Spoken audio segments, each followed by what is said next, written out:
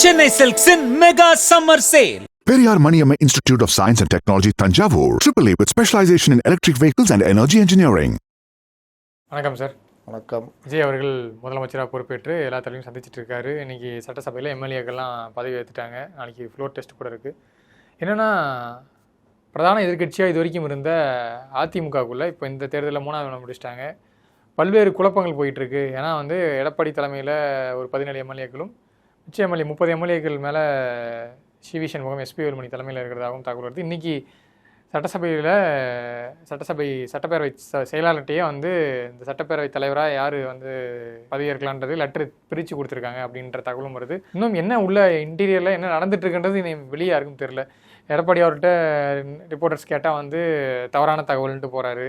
என்ன நடந்துட்டுருக்கு சார் அதிமுகக்குள்ளே? இன்றைக்கி நேற்று நடக்கிற விஷயம் இல்லை. கடந்த 2 வருடமாக 2024 கட்சி தலைமைக்குள்ளே ஒரு பிரச்சனை. ஆனாலும் அவர் பொதுச் செயலாளர், அவர் நல்ல முடிவெடுப்பார், இப்படி தான் போயிருந்தாங்க. இவர் சொன்னார்ல, பலருக்கும் மாறுபட்ட கருத்து இருக்குன்னு செங்கோட்டையன். அது இருந்தது. ஆனால் கட்சி தலைமை முடிவு எல்லாம் கட்டுப்பட்டு போயிருந்தாங்க. அவரும் கடுமையான உழைப்பை செலுத்தியிருந்தார். சும்மாலாம் இது கிடையாது. சுற்றுப்பயணம்லாம் போனார். சுற்றுப்பயணம் போகிறது அவருடைய பொதுச் செயலாளருக்குரிய இதை மேலே தோல் மேலே வச்சு சுமந்து பண்ணிட்டு தான் இருந்தார். ஆனால் எங்கே பிரச்சனை வருதுன்னா, தாவேகாவோட கூட்டணி அமைக்கணும் அப்படின்னு வரும்பொழுது கொஞ்சம் நீக்கு போக இருந்திருக்கலாம். கலைஞர் மாதிரி, ஜெயலலிதா மாதிரி. அதில் இவர் கொஞ்சம் பிடிவாதமாக, இல்லை இப்படி நம்ம ஜெயிச்சிருவோம் நம்ம அப்படின்னு அந்த ஒரு விஷயம் தோற்று போய் இப்போ இவர் முதலமைச்சராக பதவி இருக்கிற டைமில் தான் பெருசாக வெடிக்குது. நீங்கள் 90 சீட்டு துணை முதல்வர் தானே கேட்டாங்க. நம்ம அன்றைக்கி ஓகே சொல்லியிருந்தா முடிஞ்சிட்ருக்குமே. நீங்கள் அதுதான் கேட்டு விஜய் தாவேக்குடைய டிமாண்ட் அதாக தான் இருந்துச்சு. நம்ம ஓகே சொல்லியிருக்கலாமே, தேவையில்லாமல் பண்ணிங்க, இன்றைக்கி இந்த மாதிரி நிற்கிது அப்படின்னு. இதில் திமுக கூட்டணி சேர்றதுன்ற ஒரு பேச்சுவார்த்தையும் ஒரு பிரச்சனையாக மாறி இருக்குது. இது இல்லாமல் தாவேகா ஜெயித்த பிறகு தாவேகா ஆதரவு கேட்டதில் கொஞ்சம் யோசனை, தயக்கம், காங்கிரஸ் இருக்கே அப்படின்னு. அதுலேயும் பிரச்சனை வந்துருக்குது. அதுக்குள்ளேயும் அவங்க இடதுசாரிகள் டக்குன்னு பேசி, காங்கிரஸ் பேசி இடதுசாரிகள் இறக்கணுன்னா நிலைமை தலைகீழாக மாறுது. அப்போ இவர்களுக்கு தாவேகா இது அதிமுகவுடைய உறவு தேவையில்லைன்ற மாதிரி போகிறாங்க. இந்த மாதிரி பல விஷயங்கள் கட்சிக்குள்ளே பிரச்சனை. நீங்கள் சொல்லி தான் எல்லாம் நாங்கள் ஒத்துக்கிட்டோம், எல்லாம் பண்ணோம். ஆனால் ஒவ்வொன்றுமே இந்த மாதிரி ஆகுது. இதை முன்னெடுக்கிறது சிவி சண்முகம் அவர்களும் எஸ்பி வேலுமணி தான் முன்னெடுக்கிறாங்க. அப்போ அவர்கள் தலைமையில் தான் திரள்றாங்க. அதிகமாக சிவி சண்முகம் தான் லீட் பண்ணுறாரு. வாக்குவாதமாக சிவி சண்முகமும் அவருக்கு மட்டும்தான் நடந்திருக்கு. அப்போ இந்த மாதிரி விவகாரத்தில் நாங்கள் சட்டமன்ற தலைவராக தனியாக நாங்கள் தேர்ந்தெடுக்கிறோம், நீங்கள் அது ஒத்துழைப்பு கொடுக்கணும் அப்படின்ற மாதிரி. சட்டமன்ற தலைவரே தேர்ந்தெடுத்து ஒத்துழைப்பு கொடுக்கணும், அப்புறம் என்ன அவன் பொதுச் செயலாளர் பதவி. அதனால் ஒரு சைலண்ட்டாக ஒத்துக்கிட்டு விலகுங்க, தோல்விக்கு பொறுப்பேற்று பொதுச் செயலாளர் பதவியிலேருந்து விலகுங்கன்ற மாதிரி கொண்டு போகிறாங்க. அதில் அவர் கிட்டத்தட்ட அப்படி தான் போனோம் அவர். ஏன்னா கிட்டத்தட்ட கட்சி இவங்க கைக்கு வந்துடும். இப்போ அப்படி விலகுனா ஒரு வேளை அடுத்த பொதுச் செயலாளர் யார் சார் பொறுப்பேற்க வாய்ப்பு இருக்குது? எஸ்பி வேலுமணி தான் இருப்பார். எஸ்பி வேலுமணி தான் பொதுச் செயலாளர் ஆக்கணும். அப்போது இந்த விவகாரம் ஓடிக்கிட்டு இருக்குது. பெருசாக வெளியே வராமல் உள்ளுக்குள்ளேயே அப்படியே புகஞ்சிக்கிட்டு இருக்குது. மேலே பஞ்சு போட்டு மூடின மாதிரி இருக்குது. அது லைட்டாக இன்றைக்கி சட்டசபையில் புகஞ்சது. எஸ்பி வேலுமணி வரும்போது ஒரு மாதிரி கைத்தட்டும், எடப்பாடி வரும்போது ஒரு குறிப்பினர் கைத்தட்டுறதும் நடந்தது. இது வரைக்கும் சட்டமன்ற தலைவர் யாருன்னு அவங்க அறிவிக்கலை. எல்லா கட்சியும் எல்லா கட்சியுமே அறிவிச்சிட்டாங்க. இல்லை சார், இப்போது பொதுச் செயலாளர் பதவியிலேருந்து ஒருவேளை எடப்பாடி பழனிசாமி நீக்கப்பட்டால் அவர் எந்தளவுக்கு அவருடைய ஹோல்டு இங்கே அதிமுக இருக்கும்? ஓய்வு தான். 2 பெரிய தலைகள் ஓய்வெடுத்து கொண்டார்கள். இயற்கை அவர்களை ஓய்வெடுக்க வைத்தது. அடுத்து வந்த 2 தலைவர்கள், ஒருத்தர் வீட்டில் ஓய்வில் இருக்கார், ஒருத்தர் ஜெயித்தும், அதுவும் தமிழ்நாட்டிலே அதிக எண்ணிக்கையில் வாக்கு எண்ணிக்கையில் வித்தியாசத்தில் ஜெயித்தும் கிட்டத்தட்ட ஓய்வு நிலையை நோக்கி நகர்கிறார் அப்படின்றது தான். டெல்லி இதை விரும்புதா சார்? ஏன்னா எடப்பாடி பழனிசாமி தான் பிஜேபியோட கூட்டணி பேசுறது எல்லாமே அவர் பொதுச் செயலாளர் இருந்தப்போ தான் அதை பண்ணாங்க. இந்த டெல்லி எப்படி விரும்பும் அவரை டக்குன்னு கட்சியிலேருந்து வெளியே அனுப்புங்கன்றது? இந்த திருவிளையாடல் படத்தில் சிவாஜி கணேசன் இது சாவித்திரி அம்மா இவ்வளவுக்கும் காரணமான தந்தை என்னம்மா இப்படியெல்லாம் செய்திருக்கிறார் அப்படின்றப்போ சாவித்திரி சொல்லுவாங்க, சமயத்தில் என்னையே சோதித்து விட்டாரடா அவன் மகனே அப்படின்வாங்க. அப்போ அந்த திருவிளையாடல் நடத்துகிறதெல்லாம் யாருன்னு ஊருக்கே தெரியும். அதனால் அவங்களுக்கு எடப்பாடி இருக்கிற வரைக்கும் அவங்களுக்கு சிக்கல். அவங்கள பொறுத்த வரைக்கும் ஏதாவது ஒரு கட்சி காலி ஆகணும் தமிழ்நாட்டில். திராவிட கட்சிகளில் ஒன்று. அதில் டிஎம்கேவா ஏடிஎம்கே அதை பற்றி அவனுக்கு கவலை இல்லை. அவங்க கால் ஊறணும். நான் இப்போ சொல்கிறேன், எழுதி வச்சுக்கிங்க. கரெக்டாக 1 இயர் பொறுத்து அண்ணாமலையை ஃபோர்ஸாக இறக்குறாங்களா இல்லையா பாருங்கள். தமிழ்நாடு பிஜேபியா சார்? இப்போ அண்ணாமலை வந்து ஒரு பக்கம் வந்து தனி கட்சி தொடங்க போகிறாரு அப்படின்ற சில யோகங்கள், இன்னொரு புறம் வந்து அவர் ராஜ்யசபா எம்பி ஆக்கி அவர் வந்து சென்ட்ரல் பாலிடிக்ஸ் போக போகிறான்ற ரெண்டுமே இப்போ கிடையாது. எல்லாமே தலைகீழாயிடுச்சு. ஒருவேளை அதிமுக அமைச்சரவை அமைஞ்சிருந்தால் அந்த நான் சொன்னதெல்லாம் நடந்திருக்கும். இப்போ இங்கே ஒரு பெரிய கேப் இருக்குது. உதயநிதி எதிர்க்கட்சி தலைவரெல்லாம் பெருசாக செயல்பட முடியாது. இங்கே இவர்கள் அதிமுக தாவேக ஆதரவா எப்படின்றதெல்லாம் தெரியாது. அப்போ பாஜகவில் அண்ணாமலை அறிக்கை பண்ணாங்கன்னா மிகப்பெரிய அளவில் ஒரு ரியாக்ஷன் இருக்கும். சார் இப்போவே அந்த டாக்ஸ் போயிட்டுருக்கு சார். இப்போ எஸ்பி தலைமையில் வந்து ஒரு எம்எல்ஏக்கள் வந்து இப்போ சட்டசபையில் வந்து விஜய் அவர்களுக்கு வெளியிலேருந்து ஒரு ஆதரவு நீட்டலாம் அப்படின்ற அவங்க மெஜாரிட்டி ப்ரூவ் பண்ணும்போது கிட்டத்தட்ட பேசிட்டாங்க. இப்போ விஜய் வந்து எவ்வளோ நாளைக்கு இவங்களை நம்பிட்டு இருக்க முடியும்? இடதுசாரிகளும் 2 எம்எல்ஏ வச்சுக்கின்னு துணை முதல்வர் கொடுக்கணுமா? திருச்சி கிழக்கில் நிற்கணும். ஆனால் இப்போ நிபந்தனையற்ற ஆதரவு தானே சார் வச்சுருக்காங்க. இப்போ இன்றைக்கி என்ன சொல்லியிருக்காரு? ஆட்சியில் பங்கேற்கலாமா, அது இதுன்னு நானும் திமுக கூட்டணியில் தொடரலாமா? நானும் இந்த இது வரதுக்கு முன்னாடி போட்டு பார்த்தேன். பேசினேங்கிறாரு. சாயந்தரம் 5 மணி ஆகிடும் போல். அப்புறம் எல்லாருக்கும் பேட்டி கொடுத்து சிக்கலாகிடும்ட்டு நிறுத்திட்டேன். அவ்வளோ மெதுவாக பேசின்னு இருக்காரு.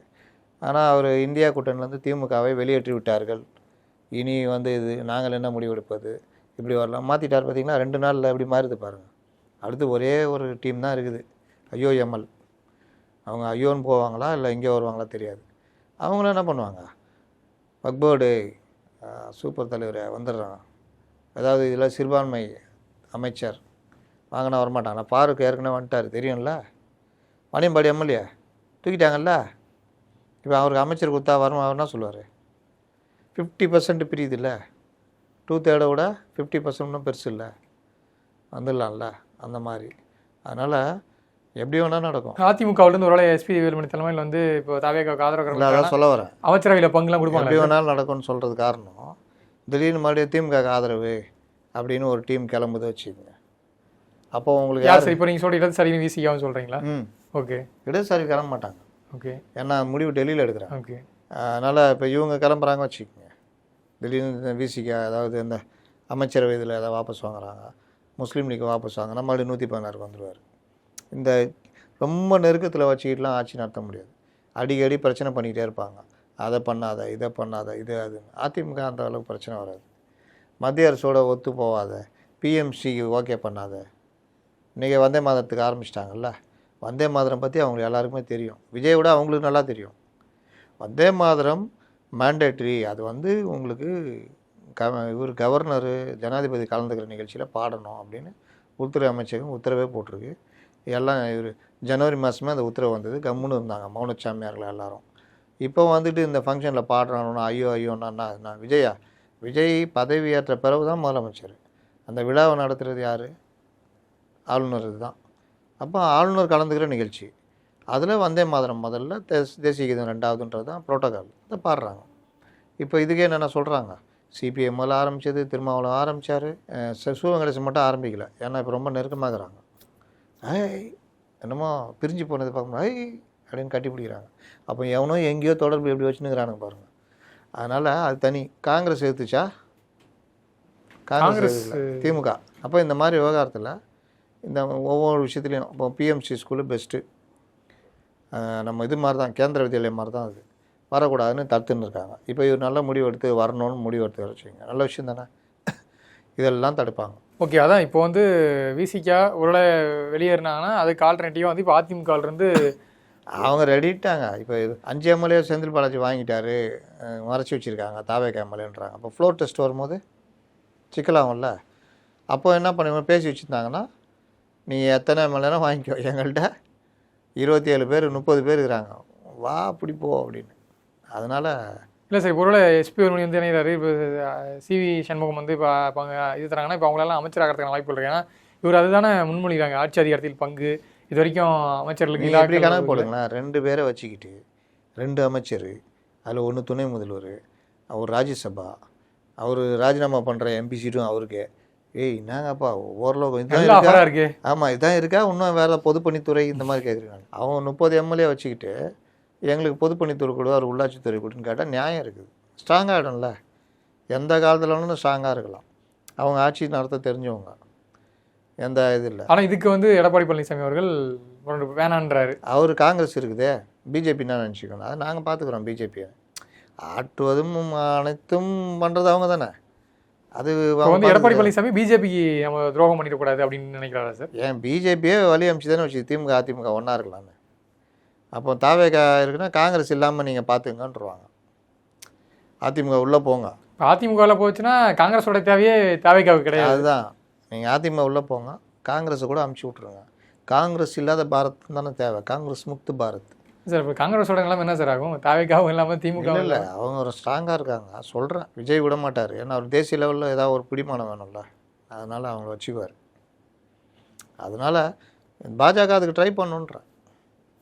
அதிமுக உள்ள இருக்குது, அவங்க நல்லது தானே. இதில் என்ன சொல்கிறாங்கன்னா எடப்பாடி பழனிசாமி வந்து இன்னொன்று அதிமுகவை பிடிச்சிக்கிட்டு இவங்க நடத்துனாங்கன்னா மத்திய அரசோட கொஞ்சம் இறக்கமாக போகலாம் ஏதாவது ஒரு விஷயத்துக்கு. அது ஒன்று லாபம் தானே. அப்படி யோசிச்சு கரெக்ட். இது என்ன சொல்கிறாங்கன்னா இதுக்கு ஆரம்ப கட்டத்தில் எடப்பாடி பழனிசாமி அவர்கள் வந்து லால்குடி சட்டமன்ற தொகுதி வந்து லீமா ரோஸுக்கு கொடுத்தாரு. அங்கே ஆரம்பித்தது தான் அவருக்கு பிரச்சனை.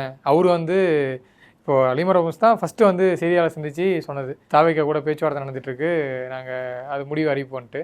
ஸோ அது வந்து இப்போது எடப்பாடி பழனிசாமி நெகட்டிவாக போயிடுச்சு அப்படின்ற ஒரு இதையும் சொல்கிறாங்க, முன்வைக்கிறாங்க. அதை பற்றி என்ன? ஏங்க அந்த ஃபேமிலியே இருக்குங்க. நேற்று பார்த்தீங்களா, மார்ட்டின் வந்து உட்காந்து. ஆமாம், பதவி விழாவுக்கு மார்ட்டின் ஆதவ் தங்கச்சி எல்லாருமே இருந்தாங்க. அதனால் லீமா ரோஸுன்றது அவங்க அதிமுகவில் ஒரு எம்எல்ஏ வேலைக்கு வாங்கிக்கிறாங்க, அவ்வளோதான். அவங்க வந்து இந்த இணைப்பு பாலமாக தான் செயல்பட்டாங்க. ஜானு லீமா ரோஸ்லாம் வந்து பேசுனாங்க தாவேகா இதுன்னு. அதில் ஒரு இணைப்பு பாலமாக செயல்பட்டாங்க. அதில் ஒரு டீமே 35 பேர்கிட்ட தாவேகா ஆதரிக்க முடிவெடுத்தோன்னா லீமா ரோஸ் முந்திக்கிட்டு சொன்னாங்க. அப்படி சொல்லக்கூடாது, நான் கூட போட்டிருந்தேன், இவங்க என்ன ஸ்போக்ஸ் பர்சன் நான் சொல்கிறாங்க. அப்போது இந்த ஒரு விஷயம் இல்லை, ஒரு வேளை கோச்சிங்னு எடப்பாடி நீக்கி இருந்தால் இன்னும் ஜாலி, அவங்களுக்கு ஜாலி அப்படின்னு போயிடுவாங்க. ஏன்னா கட்சித்தாள் தடை சட்டம் வராது நீக்கப்பட்ட எம்எல்ஏக்கு. அப்படி ஒரு இதுன்னு. ஆனால் எடப்பாடி நீக்கலை. ஆனால் இது சொன்னது காரணம் பேச்சுவார்த்தை போகுதுன்றதுனால தான் அவங்க வெளியில் சொல்லியிருக்காங்க. அதுக்கப்புறம் நடந்த நிகழ்வுகள் திமுக அதிமுக கூட்டணியாக அமைச்சரவை தொடங்கலான்னு அவங்க அப்படி ஸ்டாப் பண்ணாங்க. அப்புறம் அதுவும் நடக்கலை. அப்புறம் மறுபடியும் இவங்க இதை ஸ்டாப் பண்ணதை மறுபடியும் ஸ்டார்ட் பண்ணியிருக்காங்க. இது ஃப்ளோர் டெஸ்ட்லேயே எதிரொலிக்கிறதுக்கான வாய்ப்புகள் இருக்கா சார்? ஒன்றும் எதிரொலிக்காது. இப்போ இதாச்சுன்னா இவங்க ஆதரவு கொடுக்க போகிறாங்க, இல்லாட்டி கம்முன்னு உட்காந்து வேடிக்கை பார்க்க போகிறாங்க. அதனால் அதெல்லாம் பிரச்சனை வராது. இப்போ எடப்பாடி பழனிசாமியுடைய அரசியல் எதிர்காலம் சாப்டர் மெல்ல மெல்ல முடிவுக்கு வருகிறது. ஸ்டாலினுடைய இதுவும் மெல்ல மெல்ல முடிவுக்கு வருகிறது. கண்டிப்பாக சார், பொறுத்திருந்து பார்க்கலாம். நேரம் ஒதுக்கி நிறைய தகவல் பண்ணிட்டீங்க. நேரத்துக்கு நன்றி. நன்றி.